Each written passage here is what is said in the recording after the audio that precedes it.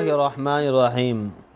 اکثر یہ سوال پوچھا جاتا ہے کہ مقروض آدمی اپنا قربانی کیسے کرے گا؟ تو بھائی جو مقروض ہے، جس نے قرضہ دینا ہے، اگر وہ اتنا پیسے نکالتا ہے جس نے قرضہ دینا ہے، اس کے بعد اگر اتنے پیسے اس کے پاس بچ جاتے ہیں جس سے 52.5 تولے چاندی خریدی جا سکتی ہے اور صاحب نصاب بن جاتا ہے، تو قربانی کرنا اس کے لیے واجب ہے۔ اتنا قرضہ نکالے گا، باقی پیسے صاحب نصاب بن رہا ہے تو قربانی کرے گا۔ اگر قرضہ نکالنے کے بعد جو اس نے قرضہ دینا ہے بقدر نصاب اس کے پاس پیسے نہیں بچتے، صاحب نصاب نہیں بن رہا، تو قربانی نہیں کرے گا، قربانی اس کے لازم نہیں ہے۔ پھر بعض لوگ ایسے کرتے ہیں کہ انہوں نے قرضہ دینا ہوتا ہے، پھر جو ہے وہ قربانی کر لیتے ہیں، تو بھئی یہ بہتر نہیں ہے۔ پہلے آپ قرضہ ادا کریں اپنا، قربانی آپ کے اوپر ضروری نہیں ہے، واجب نہیں ہے آپ کے اوپر قربانی۔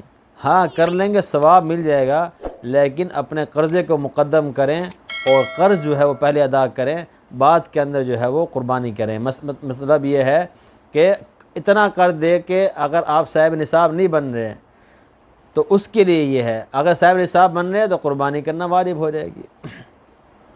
پھر بعض یہ مسئلہ یہ پوچھا جاتا ہے کہ ایک آدمی نے لوگوں سے پیسے لینے ہیں اور اتنے پیسے لینے ہیں کہ وہ صاحب نصاب بھی بن جائے گا، لیکن ابھی اس کے بعد اتنے پیسے نہیں ہیں کہ وہ قربانی کا جانور خرید سکے، قربانی کر سکے، تو اب اس کے لیے کیا حکم ہے؟ یعنی پیسے لینے بھی ہیں، صاحب نصاب بھی بن رہا ہے، لیکن خود کے پاس پیسے نہیں ہیں، تو اب اس کے ذمے قربانی کرنا ضروری نہیں ہے۔